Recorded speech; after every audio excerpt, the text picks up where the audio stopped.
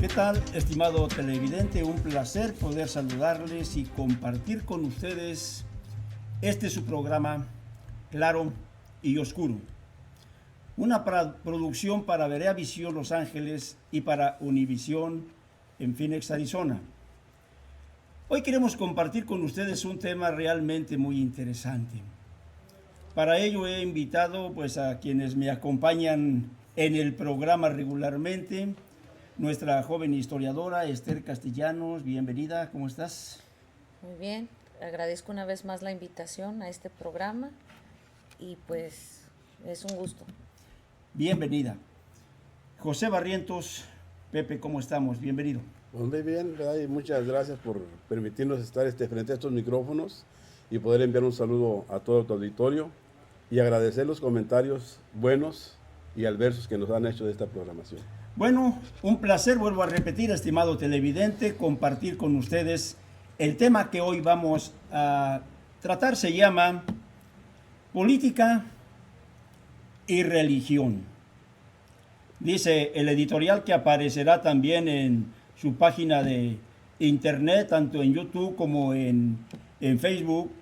Dice el editorial: tesis incompatible que Nunciatura de Extranjeros y el Episcopado Mexicano capitalizan y corrompen. Una realidad de nuestro tiempo que queremos analizar en este su programa, en donde, pues si me permiten, Esther Castellanos, Pepe Barrientos, quisiera hacer la introducción de lo que va a ser este editorial. Adelante. Y que sea el punto de partida del tema que vamos a tratar. Adelante. Las bajadas, dice: consigna y obra de nuncios extranjeros en México. El segundo punto: el Estado Vaticano y sus inmorales extravíos teológicos. El episcopado manipula, selecciona y avalúa a su candidato. Corrupción, materialismo, cinismo, ignorancia y abusos de la buena fe. Y dice en la entrada: el proceso electoral de las dos últimas décadas en México han marcado el derrotero que el Estado Vaticano asignó a nuncios apostólicos.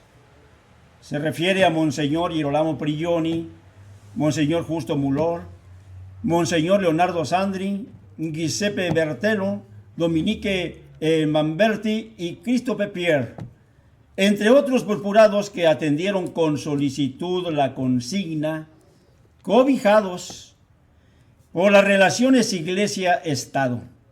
Estamos hablando de la fatídica concesión salinista de Carlos Salinas de Gortari, que abrió las puertas para que la clerecía no solo maneje la política en México, sino que esté involucrada, y esto, estimado televidente, estimado lector, es importante aseverarlo, está involucrada, dice, en casi todos los problemas sociales que han conmovido al país.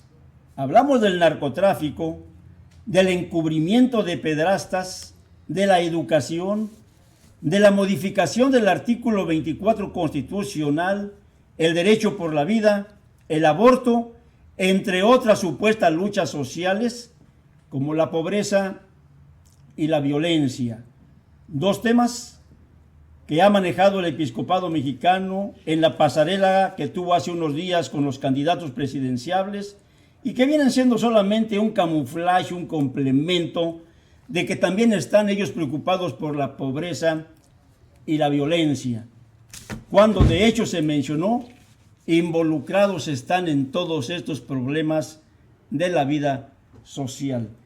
Esther Castellanos, hemos visto lamentablemente en estos días cómo ha trabajado el episcopado mexicano desde el ring, vamos a decir, porque se subió al ring de la política y empezó a hacer su trabajo para manipular no solamente, digamos, y comprometer a los candidatos.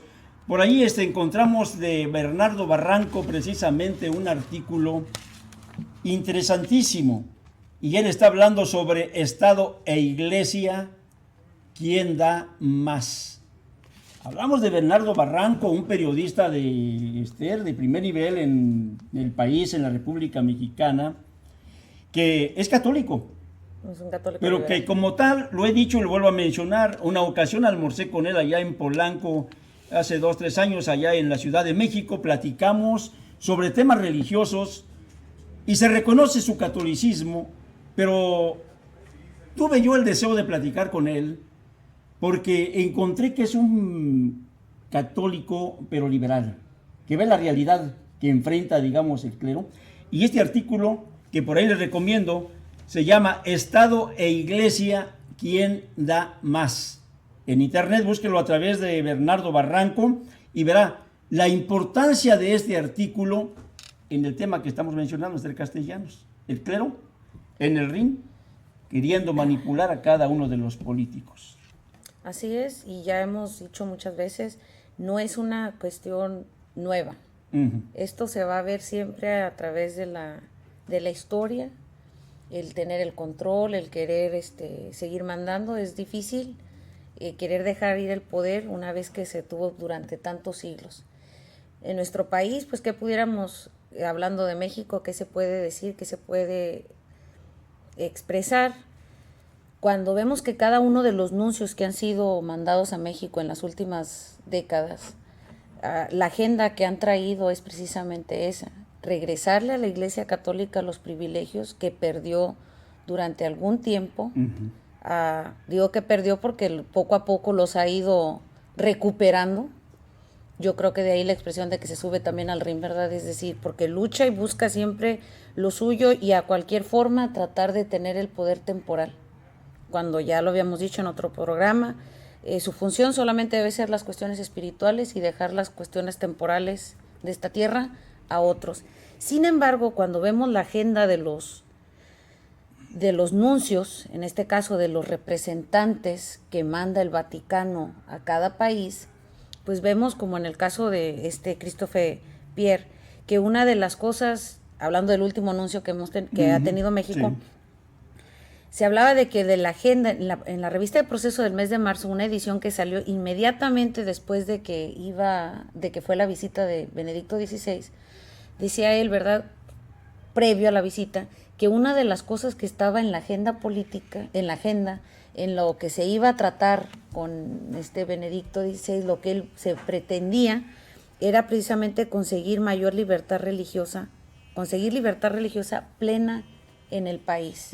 ¿Qué significaba esta libertad religiosa?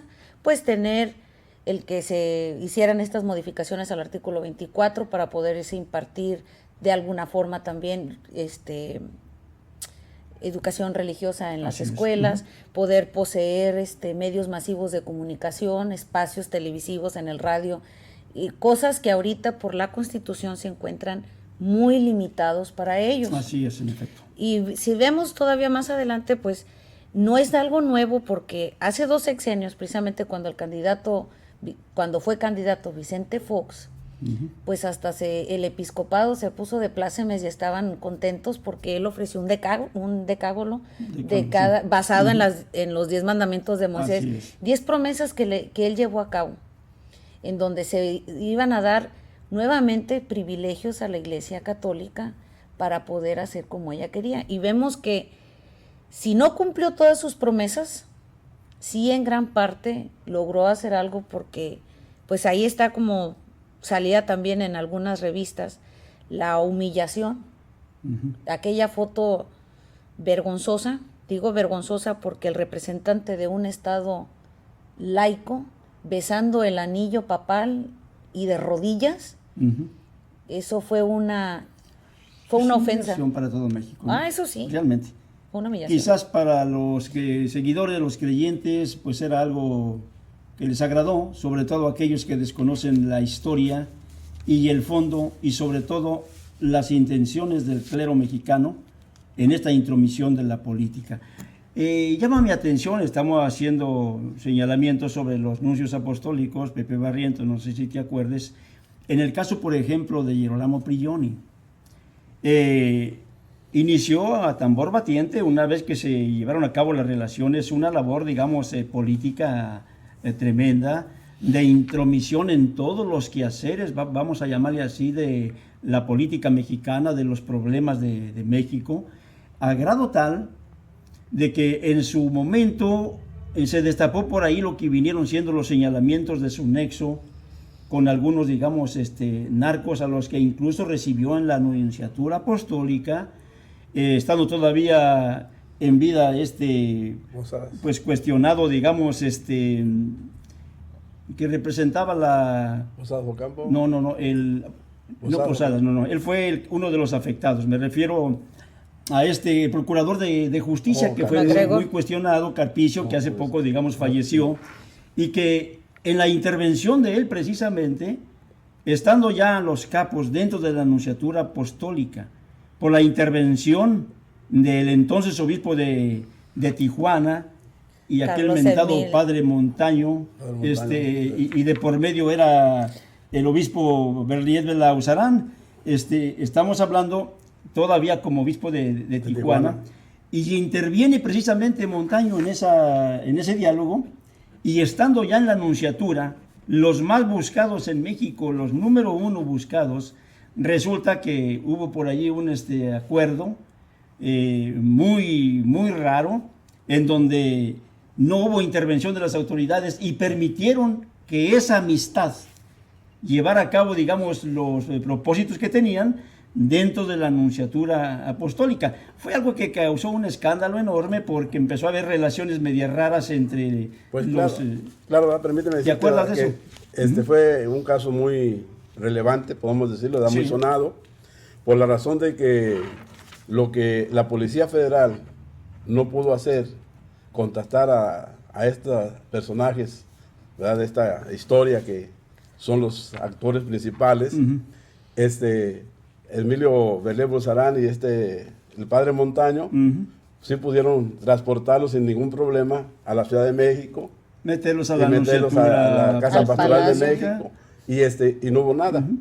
Nadie dijo, pudiéndose, ¿verdad?, o teniendo elementos para poder capturarlos o acusar Así es. de Encubrimiento, complicidad, así es. ¿verdad?, de unos delincuentes.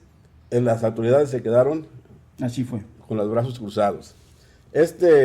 Señor General Pirioni, él fue un hombre que cuando estuvo en México le importó poco los derechos o las reglas de nuestra nación. Así es. Si recordamos nosotros que en una misa que él ofició, puso sobre lo que era el altar, o lo que usó como altar, puso la bandera mexicana, ¿verdad? Una forma que en su momento, no recuerdo si fue el año 94, del 94 al 96, en su columna Catón hizo mención de este acontecimiento, ¿verdad? Y que las autoridades de gobernación ni cuenta se dieron. Cerraron los ojos. O sea, lo hubiera hecho cualquier mexicano o cualquier otra persona, hubiera puesto una bandera en su cabeza, en su pañuelo, en su cabeza, lo hubieran Bueno, aplicado el rigor de la ley. estamos hablando de todo lo extraño que se empezó a dar desde que los nuncios apostólicos empezaron a meter las manos dentro del problema político. Vamos a ir a un corte y regresamos, estimado televidente. Viene algo muy interesante, no le cambien.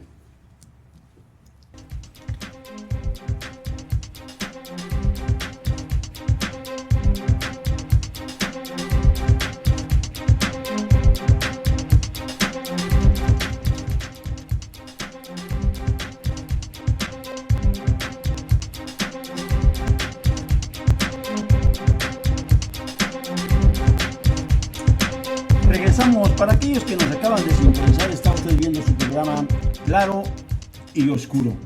El tema de esta ocasión es política y religión. Tesis incompatibles que nunciatura de extranjeros y el episcopado mexicano capitalizan y corrompen. Es el tema que hoy estamos tratando. Una actividad réproba de una estirpe con piel de oveja que desconoce la misericordia.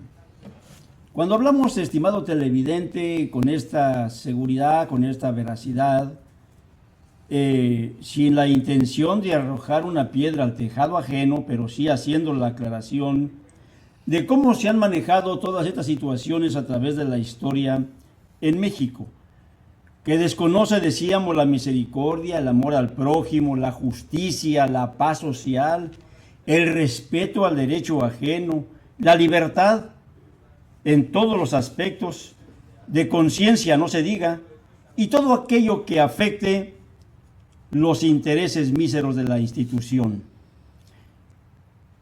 Marcamos en el programa anterior cómo ha sobrevivido exactamente la Iglesia Católica Romana a través de 2 milenios y ha sido renovándose y teniendo participación activa en todos los medios a su alcance. Hoy en México, decimos nosotros, está en el ring político, está en la manipulación de candidatos y está tratando de llevar toda el agua posible a su molino en este río revuelto. De ahí el tema que, pues, en esta ocasión estamos abordando. Quisiera, Esther Castellanos, Pepe Barrientos, si me permiten, cuando hablamos de los extravíos teológicos del Estado Vaticano, que son con fines políticos, es interesante por una razón, estimado televidente. Para una sociedad como la nuestra, proclive por naturaleza a fanatismos, a las idolatrías, como parte de nuestra idiosincrasia, es importante señalar la fallida intervención de guías espirituales en los asuntos del Estado, en la política y los gobiernos que ellos han administrado antes de que las leyes de reforma los pusieran en un lugar. Es importante para los ciudadanos de hoy, para las nuevas generaciones, los jóvenes, los estudiantes, tanto aquí en Estados Unidos como en México. Es importante que se entienda que hay que liberarse de estas ataduras religiosas para entender lo que representaba el clero para el desarrollo de la sociedad y del Estado mismo. Estar sujeto a una institución que, además de administrar la creencia religiosa de la mayoría de la población, monopolizaba no solamente la educación y la vida de los ciudadanos. Curiosamente, quienes pregonaban el centralismo político en el país lo hacían de la mano de la Iglesia. Hablamos de los políticos, que detentando gran parte de la propiedad inmobiliaria y de la tierra, retenía en su poder la mayor parte de la riqueza del país, maniataba cualquier reforma que el Estado intentara hacer para el desarrollo de la nación, del mismo país. Hemos hecho mención, Esther Castellanos, a través de diversos programas, sobre cómo la Iglesia Romana, los clérigos en especial, a través de 5 siglos, vamos a ponerlo en corto, porque es lo que está, digamos, en nuestro entorno, a través de 5 siglos para acá, pareciera ser que, siendo una institución rectora de moral, siendo una institución, claro, lo entrecomillo, veo el gesto que hace, lo entrecomillo, siendo una institución rectora de moral, una institución que estaba, digamos, administrando los bienes terrenos, poseyendo casi las 3/3 partes del territorio nacional, que administraba los bienes, vamos a decir, de la nación, que comandaban a través, vamos a decir, de autoridades impuestas por ellos y muchas veces de ellos mismos, digamos, en el poder. Pues considero, Esther Castellanos, que con tantas bellezas que se habla, digamos, de la Iglesia, del clero, de moralidad, de respeto, de santidad, pareciera ser que estaba funcionando de una manera contraria a esos principios, porque en lugar de ver por la pobreza, miraban por el enriquecimiento. En lugar de ver, digamos, si tú quieres, por las necesidades del campesino, había una explotación, digamos, enorme para con ellos. Funcionaba al revés de Castellanos. Tú, como historiadora, ¿qué referencia nos das con respecto a esto? Bueno, ¿qué podemos decir al respecto? En 500 y tantos, casi 520 casi años. Sí, exactamente. Porque pues, el descubrimiento fue en 1492, perdón. Así es. El supuesto descubrimiento, porque pues ya sabemos que había gente aquí. Así es. Se la encontraron, no la descubrieron, la encontraron. Pero en esos años en los principios de lo que fue la conquista, lo que es la época de la colonia, lo que es inclusive hasta el tiempo de la independencia, es muy marcada la actitud, la actividad que llevó a cabo la Iglesia romana en estas tierras. Si hablamos en particular en México, que precisamente por sus raíces, nos damos cuenta en la época, por ejemplo, de la conquista, lejos de estar, son contados con una mano los clérigos que hayan estado a favor de los indígenas. Se habla que son muchos y siempre, dependiendo del historiador, van a decir, no, la iglesia fue madre, fue maestra, los ayudó a salir del fanatismo en el que ellos vivían y vinieron y trajeron una manera mejor de vivir. Pero yo recuerdo lo que decía Joaquín Juárez Ubaldo, que en cada templo, cuando visitamos a veces algunas de las ciudades como la ciudad de Guadalajara, la ciudad de Puebla o la ciudad de México, la ciudad de Morelia, donde casi en cada esquina, en las partes históricas de esas ciudades, nos encontramos un templo católico. Y recuerdo que él expresaba con un grande lamento, ¿cuántos, dijo, de los indígenas, de los de mi raza, murieron construyendo estos conventos, murieron construyendo estas capillas, estas iglesias, porque cada uno quería construir una mayor? Así es. Es decir, los jesuitas luchaban por tener ellos ser superiores a los franciscanos, y cada orden que existía aquí en México, de la misma manera, los agustinos, control de sectores, control de grupos, tenían sus lugares, y cada lugar quería ser más que el otro. Así es. Si nos damos cuenta que, como lo dice una de las guías, una guía de una exposición que hubo hace algunos años sobre la tortura, dice que los buenos frailes bautizaban a los niños antes de que fueran lanzados a los perros por los conquistadores, porque esa era una costumbre que ellos tenían, de arrojar a los perros, alimentarlos con los recién nacidos de los indígenas. Entonces, ¿qué hacían según esto los buenos padres? Bueno, pues por lo menos vamos a bautizarlos para que sea menos. Pero solamente, yo recuerdo que hay uno que se llamó Fray Bartolomé de las Casas, y Vasco de Quiroga, que de alguna manera ellos eran los que hablaban acerca de los abusos que se estaban cometiendo, y son los que son tildados como locos dentro de la misma historia de la Iglesia Católica. Misericordiosos. Esos misericordiosos, en su momento, son los que son acusados de haber hecho la leyenda negra de la conquista. No entraron en eso. Sí. Si vemos qué tan coludido estaba el clero con el gobierno, nada más echémosle un vistazo a cuántos virreyes, de todos los virreyes que hubo en la Nueva España, 10 fueron clérigos.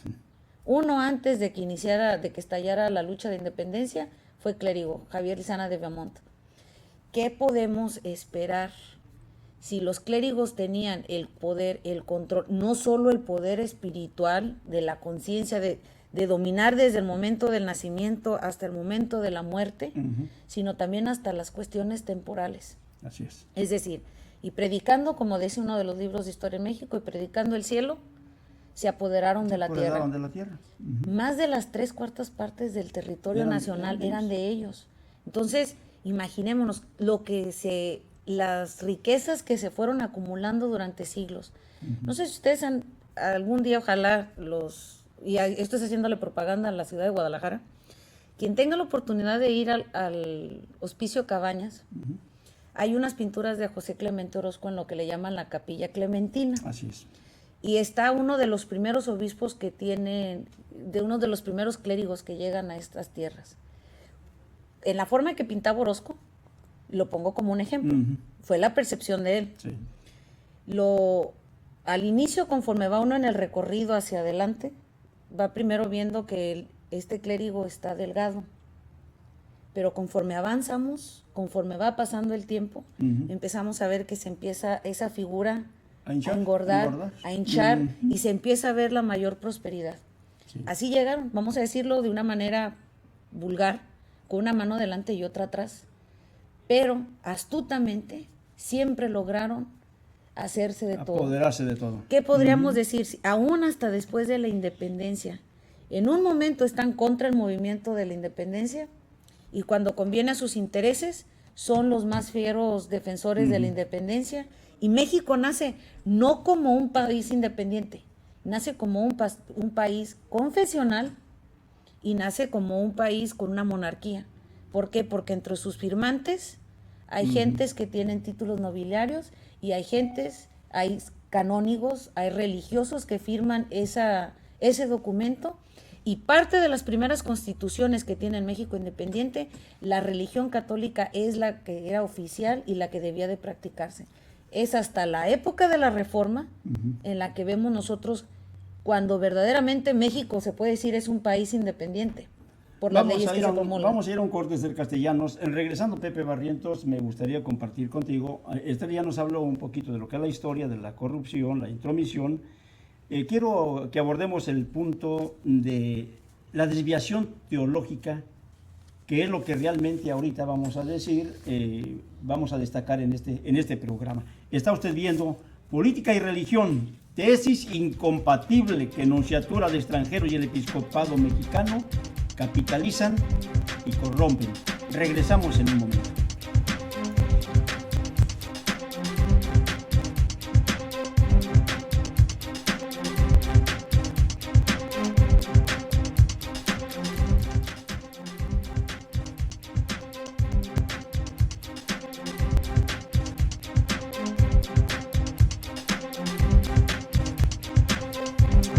Regresamos, está usted viendo su programa Claro y Oscuro, producido para Berea Visión Los Ángeles y Univisión en Phoenix, Arizona. El tema, Política y Religión, tesis incompatible que Nunciatura de Extranjeros y el Episcopado Mexicano capitalizan y corrompen. Tenía una pregunta, Pepe Barrientos, porque creo que es interesante en estos momentos cuando se habla del control que ha ejercido la Iglesia Romana a través del tiempo, a través de los siglos. Se está hablando de que tiene que haber por necesidad estrategias, tiene que haber aplicaciones, tiene que haber cambios, tiene que haber reformas, tiene que haber triquiñuelas. Y sobre todo, es importante señalarlos cuando estas afectan, cuando sus catequesis, más claro, afectan el patrón ya trazado tanto por Jesús, el Cristo que ellos pregonan, y los discípulos del Señor. Hablo del ministerio apostólico que viene, digamos, a reafirmar, digamos, esa doctrina a través de prácticas acordes a lo que el Señor había mandado. El bautismo, Pepe Barrientos. Quisiera nada más dar entrada a esto y te voy a dejar a ti y nos des una opinión. Para el monopolio de la fe, los argumentos, la verborrea dialéctica, la teología a modo y el escolasticismo que presenta la mentira como verdad y la verdad como mentira, son el arte perfeccionado de casi 2 milenios que les ha permitido corromper al cristianismo, la doctrina apostólica, las reglas bíblicas. Estamos hablando del extravío en el que hoy fundamentan precisamente su tesis dogmática y pues sacramental. El primero, que me quiero en esto centrar un poquito en nuestro diálogo, es el nacimiento y el bautismo, sacramento que perfeccionó al paso de los siglos para el sometimiento y el control de toda sociedad desde el mismo momento que nacía. Tú lo exponías hace un momento de una manera contundente, clara. Se apoderaron de la sociedad desde la cuna, decía Juárez Ubaldo, sacerdote egresado del Seminario Mayor de la Ciudad de México, desde la cuna hasta la tumba, decía Juárez Ubaldo, en las exposiciones que se dieron en la República Mexicana. Una verdad de control, de manipulación, que por muchos siglos, casi 2 milenios, y ahora sí, yendo un poco más atrás, hablamos de un argumento en donde la clerecía precisamente pues, tuvo ese proyecto de control, que fue la ley de la circuncisión a los judíos. Debemos tomar en cuenta que para ellos había una regla para los judíos, que todo nacido en Israel tenía que ser circuncidado. Parece ser que dice al octavo día. Bueno, por eso te tenemos aquí, Pepe Barrientos. Y esa ley de una manera categórica obligaba al pueblo judío para que a cada uno de sus varones nacidos, automáticamente fuera circuncidado, y era la manera en que ellos iban a ser identificados en un momento dado. Una práctica muy fiel, muy actual, porque todavía hasta el día de hoy Lo siguen haciendo. lo siguen practicando los judíos. Bien, para la iglesia romana, la circuncisión es un punto de partida, dicen ellos, para la aplicación de la doctrina, claro, que imponen a través del tiempo. ¿Por qué se bautizan a los niños y no a los adultos? Quiero que me digas así, Pepe Barrientos, en cortas palabras, el bautismo establecido en las Sagradas Escrituras por Jesús, por sus discípulos, ¿a quién se aplicó y en qué forma se aplicó? Bueno, si me permites, primeramente me gustaría Adelante. manifestar algo que está escrito en las Sagradas Escrituras de Juan el Bautista, que fue el precursor de Jesús. Sí. Él vino también bautizando, porque a él se le mandó que, por eso el mote de Juan el Bautista, porque venía a cumplir esa misión de bautizar. Y él no le habló a los niños para ser bautizados, sino dijo: generación de víboras, ¿quién nos ha enseñado a huir de la ira que vendrá? Entonces también les dijo: hacer pues frutos dignos de arrepentimiento. Tiene la persona, para aceptar el bautismo, primeramente, tiene que hacer un fruto digno de arrepentimiento que manifieste. Y si hay arrepentimiento, quiere decir que también hubo un pecado, hubo una maldad, hubo una falta, una mala acción. Pero un niño, ¿qué mala acción puede tener? No hay conciencia. No hay conocimiento, no hay entendimiento, su raciocinio, ¿verdad? Porque dice la Escritura, hablando de Juan el Bautista, que el niño crecía y se fortalecía y el Espíritu de Dios iba con él. Quiere decir que como iba creciendo, su entendimiento se fue abriendo, fue comprendiendo más las cosas. Así también son todos los niños, los que pasamos por la niñez, desde que nacimos, ¿de qué nos damos cuenta? ¿Qué podemos decir? Nosotros nos dijeron: esta es tu mamá y es nuestra mamá. Hasta eso, hasta ahí. Entonces, no hay conocimiento, no hay razón alguna de que tengamos que ser sometidos para un perdón. Por eso es que Jesús establece el bautismo como una regla para poder entrar al reino de los cielos. El que no naciere de agua y de espíritu no puede entrar al reino de los cielos, le dijo a Nicodemos. La otra razón de que un niño no debe ser bautizado, lo dijo San Pablo, el apóstol Pablo, que antes los niños eran inmundos, pero ahora son santos. Y si son santos, no hay el bautismo es para perdón de pecados. Y si son santos, a un niño, ¿qué pecado le vas a perdonar? Entonces, es a donde se cae en el engaño, y es como dices tú, buscando una razón para justificar el acto de bautizar a los niños. Se van a la historia de Israel, a donde todos los nacidos varones en Israel eran circuncidados. Nada tiene que ver lo establecido por Jesús y los discípulos con la ley que se le dio a Israel. A Israel no. Es algo muy distinto, muy separado, porque tenemos que hacer distinción de dos pactos. Sí. El viejo pacto, ¿verdad? Que es el que donde estaba establecido que tendría que ser circuncidado al octavo día. Por eso San Pablo dice: yo tengo de qué gloriarme, porque fui circuncidado al octavo día. O sea que se cumplió en él el requisito, ¿verdad? Se cumplió en él la ley. Pero eso era en el viejo pacto. En el nuevo pacto se sujetó al nuevo pacto. Hay otras ordenanzas, hay otros mandamientos que ya no tienen nada que ver con lo carnal. Podemos decir, Pepe Barrientos, se abrió la puerta. Jesús abrió la puerta a los judíos y a los gentiles para su conversión y luego para su confirmación a través del bautismo. Claro. ¿Es de esta manera? Sí, claro, porque el bautismo viene a significar un reinicio, ¿verdad? Un comienzo, una nueva vida.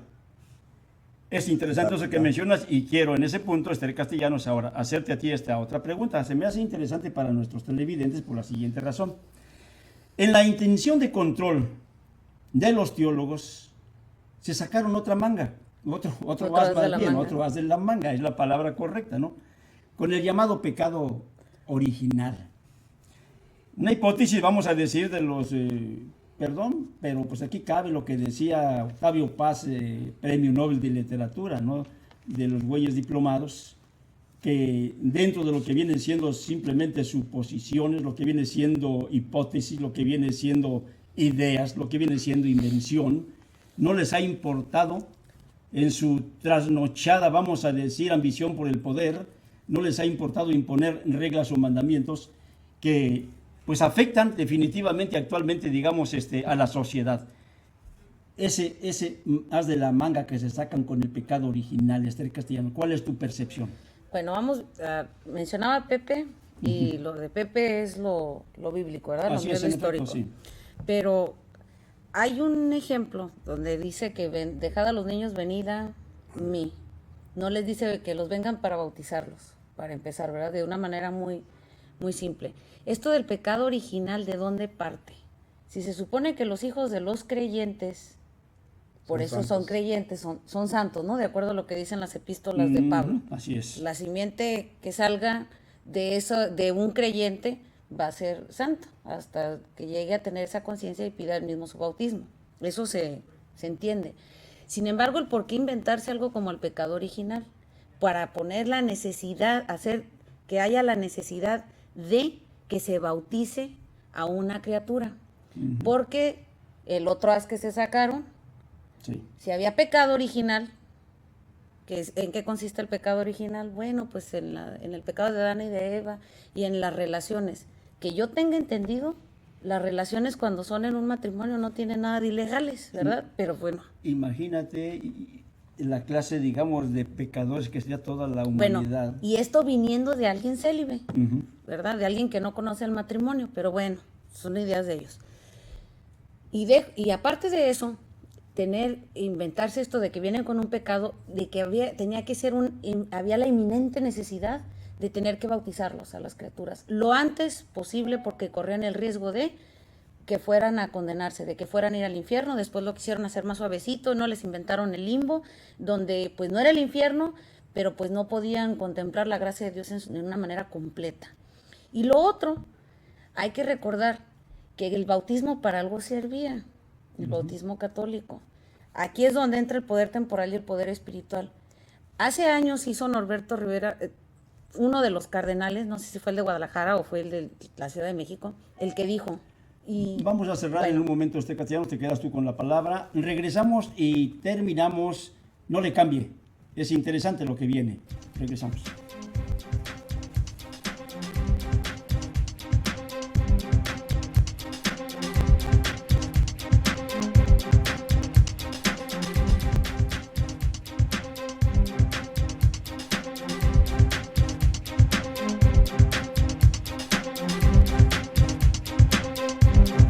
Está usted viendo Claro y Oscuro, y en este segmento cerramos nuestra programación.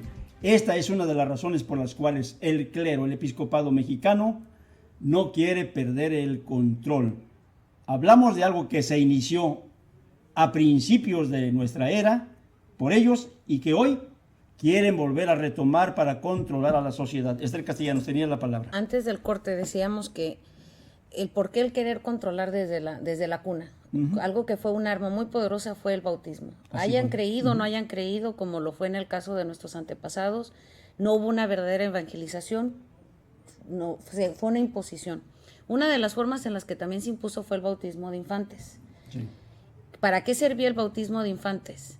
Para poder tener un mayor control, porque hay que recordar que no se consideraba ciudadano de tal o de cual lugar si no tenía una acta de fe de bautismo. Así es, exactamente. Ese era el documento que valía, no había registro civil en México. Por el 1500 más o menos se impuso pues esta regla. veamos y para qué servía esto. Si todavía en pleno siglo XXI el cardenal de Guadalajara, el cardenal de Guadalajara se atrevió a decir que eran huérfanos, por no utilizar la misma palabra que él utilizó, aquellos que no creían en María Santísima o aquellos que no eran católicos, fue la palabra que él utilizó. Dijo que no tenían madre, dijo, Pues dijo, de una manera cínica, porque dijo pues, si así, no tuvo él empacho para decir, pues repetirlo no tiene que... Bueno, porque él dijo, adelante, como si el creer fuera lo que produjera la nacionalidad de nosotros. Entonces imagínense, Quiere decir que aquel que no poseía una acta de fe de bautismo, una fe de bautismo, no pertenecía Así a tal es. o cual país. Entonces era forzoso. ¿Qué quería decir? Nadie se podía casar, no podía solicitar ir a ser enterrado un camposanto, como se le llamaba, por eso eran camposantos. Sí. No podían ser enterrados en los panteones porque se tenía todo ese control. Es hasta las leyes de reforma y hasta que en México se crea el registro civil por allá por el año 1859, que se les quita esto, Sí. y ya el gobierno puede expedir a lo que ahora conocemos, ¿no? El acta de nacimiento.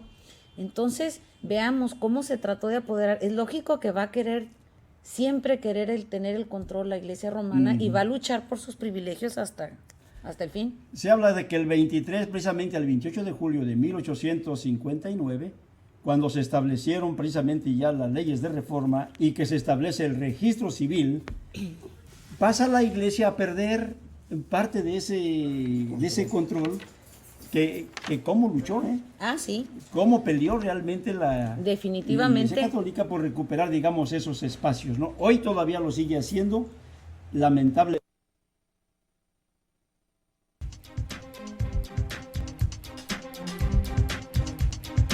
Una disculpa por un problema técnico, salimos fuera del aire. Concluimos con esto, estimado televidente. De 1859, en que se publicaron las leyes del matrimonio civil y la ley del registro civil, estaba condicionado a una fe de bautismo, a un acta de matrimonio religioso, así como también a un certificado de difusión.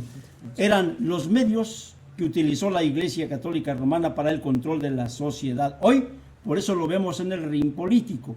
Por eso vinieron los nuncios apostólicos y por eso cada uno de los purpurados en el episcopado mexicano está luchando por el poder político para volver a retomar el control que un día la Constitución les quitó. Lástima que no tuvimos tiempo, había material para poder extendernos. Un placer haber compartido con ustedes y pásenla bonito en compañía de su familia. Hasta la próxima.